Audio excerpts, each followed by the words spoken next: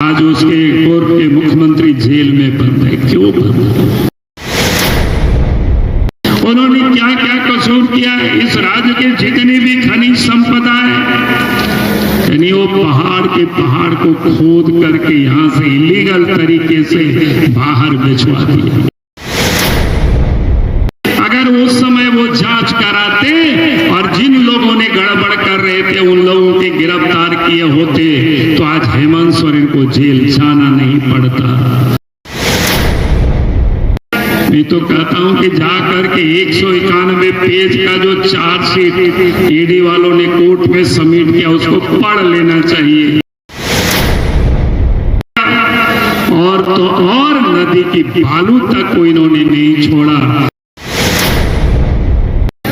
आज झारखंड प्रदेश में किसकी सरकार चल रही है? एनडीए अलायंस की सरकार है, झारखंड मुक्ति मोर्चा की सरकार है, कांग्रेस पार्टी की सरकार है, राष्ट्रीय जनता दल की सरकार है। ये सभी के सभी दल झारखंड विरोधी है, विकास विरोधी है। और इसलिए मैं आज आप सबसे कह रहा हूं कि झारखंड विरोधी, झारखंडियों के विरोधी, विकास के विरोधी ये लोग रहे। अब याद करिए, झारखंड राज्य के आंदोलन आज से नहीं चल रहा था। जब देश आजाद हुआ था उसी समय से लड़ाई चल रही थी। जयपाल सिंह पहले लड़ रहे थे, लेकिन दिल्ली में कांग्रेस पार्टी की सरकार थी। जयपाल सिंह को भी अपने पार्टी में मिला लिया, पैसे दिया, लेकिन झारखंड राज नहीं दिया। और बाद में शिबू सोरेन को भी सरकार बचाने के लिए पैसा दिया, झारखंड नहीं दिया। और जब सीबीआई की जांच हुई तो शिबू सोरेन को भी तिहाड़ जेल भेज दिया। लेकिन झारखंड वासियों के भावना भी कांग्रेस पार्टी ने सम्मान नहीं किया। कांग्रेस पार्टी ने तो इस देश में 50-60 वर्षों तक राज किया था। अगर वो चाहते तो अलग झारखंड राज्य कब के बन गया होता। लेकिन वो झारखंड वासी कभी भी भावनाओं का सम्मान नहीं किया। आज वासी है तो झारखंड राज्य बना है। एनडीए गठबंधन का काल है और भारतीय जनता पार्टी के नेता अटल बिहारी वाजपेयी जी की देन है।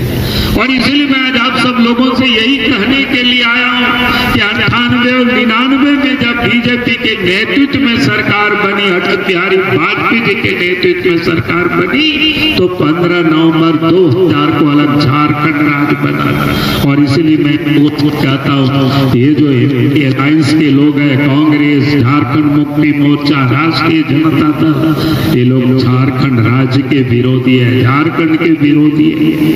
अगर बीजेपी की सरकार नहीं बनी होती, अटल जी प्रधानमंत्री नहीं बने होते तो अलग झारखंड राज्य नहीं बनता। और इसीलिए मैं आज आप सब लोगों से यही कहने के लिए आया हूं कि आज अगर झारखंड राज्य बना है तो भारतीय जनता पार्टी के कारण बना है, जेएमएम के कारण नहीं बना है, कांग्रेस पार्टी के कारण नहीं बना है। हमें इस बात को अच्छी तरह से समझना चाहिए। और इसलिए मैं कहता हूं कि लोग झारखंड के विरोधी है, झारखंड वासियों के ये लोग विरोधी है और ये लोग विकास के भी विरोधी है। अब याद करिए 2000 के पहले झारखंड के गांवों की क्या हालत थी। उस समय गांव से हम लोग मेला देखने जाते थे, पैदल जाना पड़ता था कोसों दूर। हाट बाजार हम लोग जाते थे, कोसों दूर पैदल चलना पड़ता था। यहाँ तक कि बच्चे स्कूल भी जाते थे तो पैदल जाना पड़ता था। और इतना ही नहीं, शादी ब्याह में भी जो हमारे उम्र के लोग होंगे पूछ लेना, तो बारात में लोग जाते थे 10-12 किलोमीटर, तो पैदल जाना पड़ता था और पैदल आना पड़ता था कि गांव घरों तक सड़कें नहीं हुआ करता था, नदी नाला में पुल पुलिया नहीं था। बात सच है कि नहीं है? बताइए।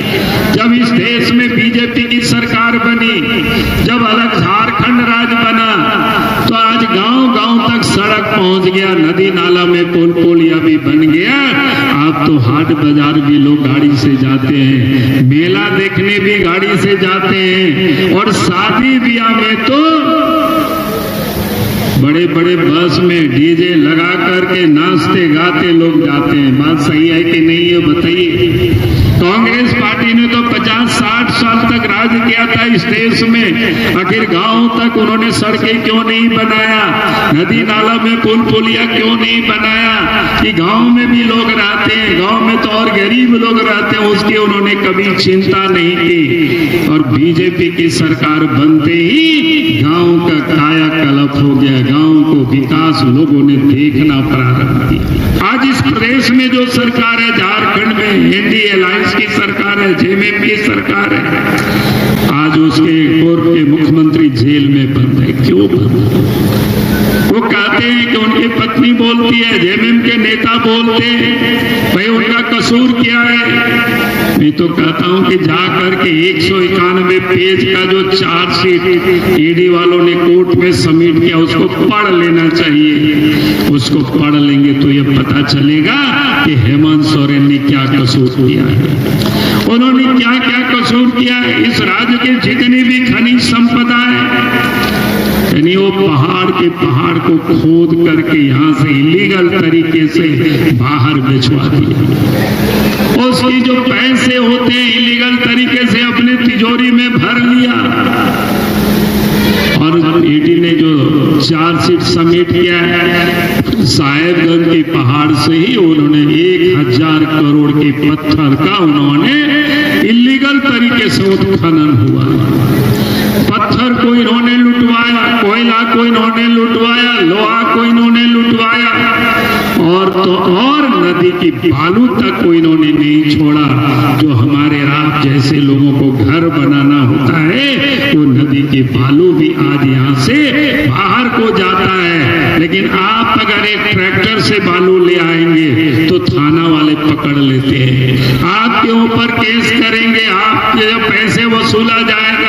जो 1-2 हजार रुपया का बालू और आज 10,000 रुपया में खरीदना पड़ता है। ये झारखंड में ये मुख्यमंत्री, ये सरकार के कालखंड में यही हो रहा है। यहाँ तक की जमीन भी, जहाँ आपकी जमीन पड़ा हुआ है, चाहे वो भुइहारी जमीन हो, चाहे पहनाई जमीन हो, चाहे घर मजुरवा जमीन हो, फौजदारी कागज बनवा करके, कलकत्ता से बनवा करके और जमाबंदी कायम के रजिस्टर 2 में चढ़वा करके और प्लॉटिंग करके भी बेचने का काम गुंडे और दलालों ने किया और हेमंत सोरेन के संरक्षण में हुआ। यहाँ तक कि सेना की जमीनों को भी नहीं छोड़ा गया। और इसलिए आज इस प्रदेश के पूर्व के मुख्यमंत्री को ईडी ने पकड़ करके उनको जेल में बंद किया है। उनका यही कसूर है। हमने तो इस मुख्यमंत्री को एक नहीं सैकड़ों पत्र लिखा था और हमने कहा था कि आप इसको जांच कराइए।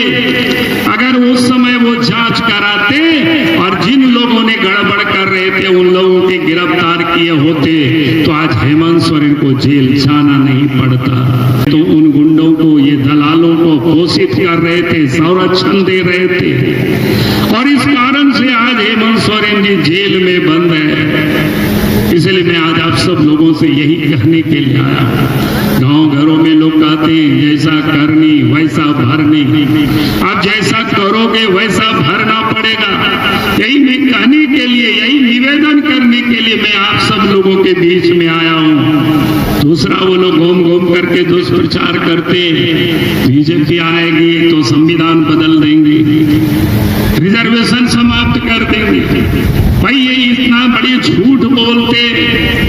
इस देश में बाबा साहब भीमराव अंबेडकर जी ने जो संविधान बनाया है गरीबों के लिए, जो आदिवासी दलितों को, ओबीसी को जो रिजर्वेशन की व्यवस्था की है, देश के प्रधानमंत्री तो समाप्त करने की बात छोड़ दीजिए, आर्थिक रूप से जो लोग पिछड़े हैं उनके लिए भी रिजर्वेशन की व्यवस्था की है। इससे बड़ा और क्या सबूत हो सकता है? लेकिन इसके बाद भी कांग्रेस जेएमएम के लोग दुष्प्रचार करते हैं। तीसरा लोग क्या कहते हैं, भाई बीजेपी की सरकार आएगी तो ईसाइयों को डराता है, मुसलमानों को डराते हैं, बीजेपी विरोधी है। लेकिन अब 10 वर्षों में भारतीय जनता पार्टी के नेतृत्व में, मोदी जी के नेतृत्व में सरकार चल रही है। जितनी भी विकास की योजनाएं हैं, चाहे वो प्रधानमंत्री आवास हो, चाहे शौचालय हो, चाहे उज्ज्वला योजना हो, गैस की कनेक्शन हो, चाहे वो आयुष्मान कार्ड का हो, चाहे किसानों के खाते में पैसा भेजने का हो, किसी भी जाति और धर्म के साथ भेदभाव नहीं होता है। जो भी लोग पात्रता रखते हैं उन सबको मिलता है समान रूप से। और इसीलिए तो देश के प्रधानमंत्री नरेंद्र मोदी जी कहते हैं सबका साथ, सबका विकास और सबका विश्वास। लेकिन इसके बाद भी इस देश में ये जो इंडिया अलायंस के लोग हैं, कांग्रेस के लोग हैं, जेएमएम के लोग हैं, दुष्प्रचार करते। और तीसरा बात क्या कहते, चौथा क्या कहते हैं, ये लोग आदिवासियों की जमीन को ये लोग लूट लेंगे। हम तो कहते हैं झारखंड को बने हुए 23 साल हो गए। 23 वर्षों में 13 वर्षों तक बीजेपी की सरकार थी। बाबूलाल मार्डी भी मुख्यमंत्री थे, अर्जुन मुंडा मुख्यमंत्री थे, रघुवर दास जी मुख्यमंत्री थे। कोई बतावे कहां किसने कितना जमीन लूटा है? अगर किसी ने कोई जमीन लूटा है तो हेमंत सोरेन ने लूटा है। हेमंत सोरेन ने झारखंड की सभी जिलों में उनका जमीन आपको मिलेगा, ढूंढोगे तो। लेकिन आज उनके पास सबसे अधिक जमीन है। और किसका जमीन उन्होंने टका है? आदिवासियों का जमीन टका है, गरीबों का जमीन उन्होंने लूटा। नाम बदल बदल करके उन्होंने किया और बीजेपी के ऊपर करते हैं। कांग्रेस वालों को तो बोलने का कोई हक नहीं बनता है।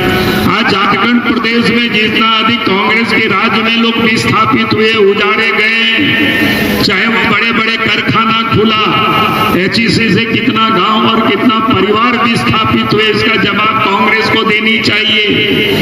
जितना बड़े बड़े खदान खुले, बड़े बड़े डैम बना, वहां लोग विस्थापित हुए, उसका जवाब कांग्रेस को देनी चाहिए। मोदी जी के राज्य में 10 वर्षों में आप बताओ कहां कितने लोग विस्थापित हुए। और इसीलिए मैं आज आप सब लोगों से यही कहने के लिए आया, जो इस देश में जो लोगों ने आज हाशिए पर जिनकी दुकानें बंद हो रही है, वो लोग दुष्प्रचार कर रहे हैं। हमें उस दुष्प्रचार की जवाब 13 तारीख को कमल निशान पर एक एक वोट दे करके देना है। यही निवेदन और यही अपील करने के लिए आया है। और आखिरी में मैं कहूंगा, चाहे जितना भी धूप क्यों ना हो, हम सब लोग अपनी कर्तव्यों से वोट देने से हम सब लोग छूटे नहीं, और लोगों को भी वोट दिलाने के लिए हम सब लोग ले जाएं। यही हम आप सब लोगों से निवेदन कर रहे हैं। इस लोकतंत्र के महापर्व में हम सबको अपने हाथों से अपना भाग्य लिखना है। हम सबको अपने हाथों से देश का भविष्य लिखना है। और देश का अपना भाग्य और देश का भविष्य इस देश के प्रधानमंत्री नरेंद्र मोदी जी के हाथों ही सुरक्षित है। और इसलिए फिर से मैं यही निवेदन करूंगा, 13 तारीख को एक एक वोट कमल निशान पर पड़ना चाहिए। और यहाँ से श्री समीर ओरांव जी को भारी मतों से विजय बना करके नरेंद्र मोदी जी को प्रधानमंत्री बनाना, यही निवेदन, यही अपील के साथ अपनी बातों को मैं समाप्त करता हूँ। बहुत बहुत धन्यवाद। जय हिंद, जय झारखंड, जोहार। 5 राज्य, 61 शहर, 150 प्रोजेक्ट और एक वास्तु विहार। नई सोच, नया घर। बनाए रखिए अपना प्यार, सेवा में है वास्तु विहार।